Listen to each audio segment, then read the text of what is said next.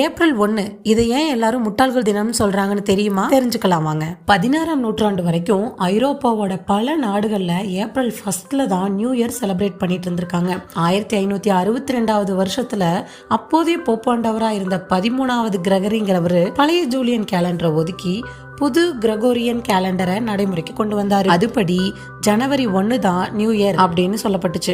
இந்த புதிய புத்தாண்ட அந்த தேசமும் மக்களும் ஏத்துக்கல. அதுக்கு கொஞ்சம் காலம் எடுத்தது. கொஞ்ச காலம் கழிச்சு மக்கள் ஏத்துக்கிட்டாங்க. அந்த புது வழக்கத்தை ஏத்துக்கிட்ட மக்கள் பழைய வழக்கத்தையே கொண்டாடிட்டு இருந்த மக்களை பார்த்து ஏப்ரல் முட்டாள்கள்னு கூப்பிட்டாங்க. இதுல இருந்துதான் ஏப்ரல் முட்டாள்கள் தினமாக ஸ்டார்ட் ஆச்சு. 1582க்கு முன்னையே 1508ல பிரான்ஸ் தேசத்திலையும் அதே போல டச்சு மொழியில 1539 முட்டாள்கள் தினம் கொண்டாடப்பட்டதுக்கு சான்றுகள் இருக்கு. 1466ஆம் ஆண்டு மன்னன் பிலிப்ப அவரது அரச சபை விகடகவி பந்தயம் ஒன்றுல ஜெயிச்சு மன்னனை முட்டாளாக்கிய நாள் ஏப்ரல் 1ன்னு சொல்லப்படுது.